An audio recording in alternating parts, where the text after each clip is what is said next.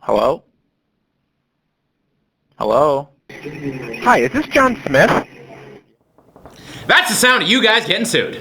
Great intro, Spencer. Thank you, Alex. I'm Alex Villafranca with Arbeit Software. And I am Spencer Farrell, also with Arbeit Software. Wow, really? You Yeah. work here too? It's shocking. Wow. You just don't know it.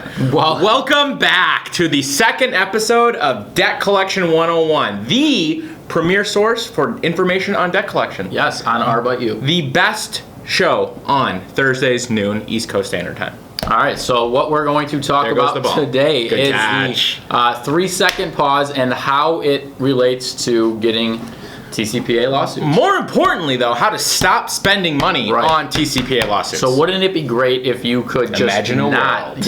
if you could just not get a TCPA lawsuit God, I rather than love just that. defending it and winning it? It would be better just to not get one in the first place. I agree. right? No one wants lawsuits. So when we were developing our TCPA compliance solution, Arbeit Click, we spent a ton of time researching TCPA cases, and while doing so, we kind of stumbled across something, and it was the 3-second pause. Bum, bum, bum. Right? So in every single TCPA case that I've read, or like 95% of them, it always referenced the 3-second pause before being connected to a live representative.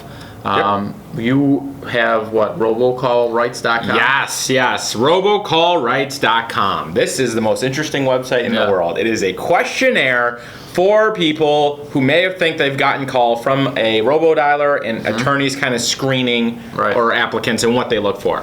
So the third question down is, if not recorded, is there a pause when you answer before being connected to a live operator? Yep. So attorneys are looking for that 3-second pause in order to determine if they want to sue you or not. Right. So I have another excerpt from a actual TCPA lawsuit that was filed, and that lawsuit is Kilman versus Educational Credit Management Corporation. And the excerpt that we're reading is from page 5, section 22. It specifically says what, Spencer? That's a great question, Alex. Great pivot. I love that. Each time plaintiff answers a call from defendant, there is a pause before plaintiff is connected to a live person. Right. So we have another one here. And that's how they knew that it was ATDS calling them. Yeah. Yep. This is like, one of these actually says it, and then I'm not sure when it is I read coming, mine but too. it'll be here soon. I read mine too. So another one is Toric versus Fingerhut, and that one says here, when plaintiff answered calls from Fingerhut, she heard silence and had to wait on the line to be connected to the next available representative.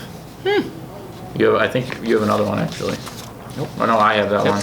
All right, so another one, and it's the last one that I want to share here is Ward versus Collection Bureau of America, page 4, section 20. If you want to look it up, you can find it for yourself. Also, it says specifically, defendant's telephone system has the error mark of using an ATDS and or using robocalls, in that plaintiff, upon answering calls from defendant, heard a period of silence, followed by a pre-recorded voice instructing her to hold for the next available representative. So these are real court cases Yep. where people had to end up paying for using an ATDF to call a plaintiff's cell phone. Right. But this is how the plaintiff knew that it was an ATDS calling them. Yep. So, plain and simple, if you would like to avoid getting a TCPA lawsuit, do not use a product with a 3-second pause. Yeah, I mean it's funny because whenever I've been to an ACA event, it seems like no one's ever talked about like how to prevent getting the lawsuit in the first place. They always talk about, well, you want the human intervention at the time of placing the phone calls, which that's great. Yeah. That's easy to do, but now why not just prevent that from even happening? Why not prevent yourself from getting a TCPA case in the mail in the first place? So I always like to use the analogy, if you walked into a bank with a ski mask on, you're going to probably get arrested. A big security guard is going to come and jump on you. Something unpleasant is going to happen most likely. So Try it. Why not just avoid it altogether? So why not just avoid a TCPA suit altogether and Don't wear a mask into a bank. Right? Don't have a 3-second pause. Amen. Exactly. So, if you enjoyed this, stay tuned. Tons of more great stuff coming.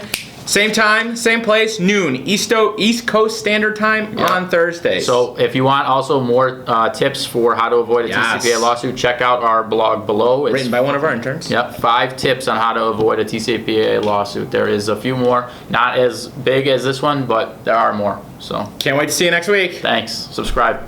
Subscribe.